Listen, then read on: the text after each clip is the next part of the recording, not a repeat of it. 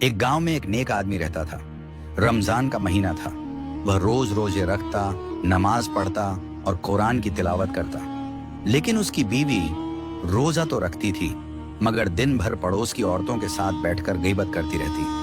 उसने ये पहना, उसका बेटा ऐसा है, उसकी बहू वैसी है।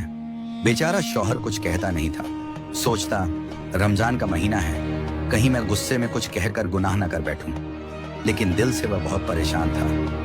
एक दिन अचानक औरत बहुत बीमार हो गई। बुखार, कमजोरी, चलना फिरना भी मुश्किल। रमजान का तीसरा अशरा चल रहा था। शौहर ने सब काम खुद संभाल लिया। इफ्तार बनाया, पानी दिया, दवा दी।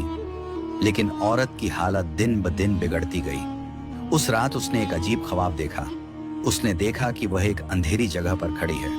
उसके आसपास लोग हैं, लेकिन सब उससे मुंह मोड़कर खड़े हैं। अचानक एक आवाज आई, तुम रोजा रखती थी, मगर अपनी जुबान का रोजा कब रखा? उसके सामने एक तराजू रखा गया। एक पलड़े में उसके रोजे, दूसरे पलड़े में उसकी गीबत, और गीबत वाला पलड़ा भारी था। वह कांप गई, रोने लगी। फिर उसने देखा, जिन लोगों की वह गीबत करती थी, उनके हाथों में उसके सवाब जा रहे हैं। वह चीख कर बोली, या अल्लाह, मुझे एक मौका और दे दे। तभी उसकी आंख खुल गई। सुबह सहरी का वक्त था। वह जोर जोर से रो रही थी। शौहर घबरा गया। खैरियत है? औरत ने रोते हुए सब बता दिया।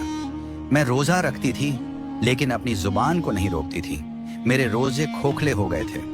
उस दिन से उसने फैसला कर लिया, न गीबत करेगी, न किसी की बुराई सुनेगी। पड़ोस की औरतें बुलाने आईं तो वह बोली, रमजान सिर्फ भूख और प्यास का नाम नहीं, ये जुबान, दिल और नियत को साफ करने का महीना है। धीरे धीरे उसकी तबीयत भी ठीक होने लगी। रोजा सिर्फ पेट का नहीं होता। आंखों का रोजा बुरे मंजर से बचना, कानों का रोजा बुराई न सुनना, जुबान का रोजा झूठ, गीबत और तानों से बचना। अगर हम सिर्फ भूखे रहें लेकिन लोगों का दिल दुखाएं, तो रोजा सिर्फ एक आदत बनकर रह जाता है। रमजान हमें भूख से ज्यादा अखलाक सिखाता है।